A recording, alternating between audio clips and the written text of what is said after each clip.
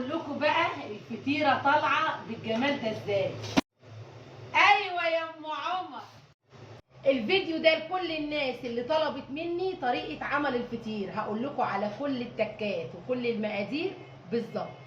انا هقول لك مقادير الكيلو، انت بقى بغض النظر عن الكميه اللي انا هعملها، طبعا انا بعمل وابيع. انا هقول لك مقادير الكيلو. معانا المفروض كيلو دقيق، ربع معلقه صغيره ملح، ربع معلقه صغيره سكر.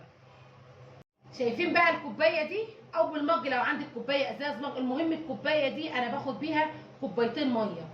في الصيف العجينه بتسيح، ما ينفعش ان احنا نحط ازيد من كده، يعني العجينه لما نلاقي الناس تبقى يابسه معانا شويه ما يجراش حاجه. خلاف في الشتاء، في الشتاء العجينه زي ما بتحط الميه بتلاقيها، اما في الصيف العجينه بتسيح. فهنحط كوبايتين ميه من دي، اول كوبايه هنفضيها كامله ونبتدي نعجن العجينه، وبعد كده نحط شويه بشويه لحد اخر شويه ميه في الكوبايه نعجن العجينه. اعجنها بقى وارجع لكم. انا بقى عجنت العجينه، هبدا اقطعها على حسب الصينيه اللي عندك. يعني في ناس بتقعد تسالني وتقول لي يا ام عمر اعملها قد ايه في الصينيه، او الصينيه اللي عندك بتاخد قد ايه؟ حسب الصينيه اللي عندك قطعي التقطيع. بعد ما قطعت العجينه اسيبها ترتاح اقل حاجه نص ساعه، ساعه الا ربع. يا ريت كل ما تريحي العجينه اكتر كل وانت بتفردي ما تفرد معاكي وتبقى سلسه وجميله. وبكده بقى احنا سيبنا العجينه ريحت نص ساعه، بقت زبده. هنبتدي بقى نفرد العجينه بالطريقه دي، او قطعه العجين بالطريقه دي. عايزه تفرديها بسمنه افرديها، عايزه تفرديها بدقيق زي انا ما بفردها كده افرديها. اهم حاجه افرديها حلو كويس جدا جدا عشان تبقى مورقه، تدخل الفرن كده ترفع معاكي، تبقى مستويه من فوق ومن تحت ومن القلب، وتبقى رقات كده، وتبقى فطير مشلتت على حاجه. ايوه يا ام عمر، ايوه.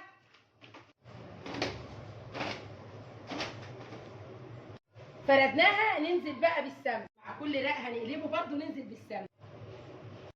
دي انا فردها قبل كده عشان انا الصينيه عندي بتاخد كيلو دقيق، فانا بفردها على قطعتين مش قطعه واحده. جبنا بقى الرقات على بعضها لحد ما بقت زي ما انتم شايفين كده واحده.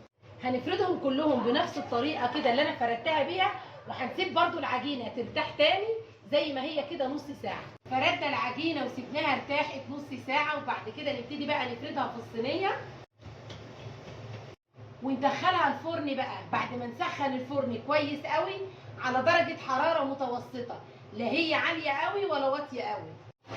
ايوه هو ده الكلام. زي ما قلت لك سخني الفرن بتاعك على درجه حراره متوسطه، لا هي عاليه قوي ولا واطيه قوي، عشان الفطيره تستوي من القلب، لانها رقات كتيره قوي على بعضها قبل ما تحمري من فوق ومن تحت. هتبقى النتيجه زي ما انت شايفه كده وبألف هنا. ولما يبقى الفطير بالشكل ده يبقى من عند ام عمر.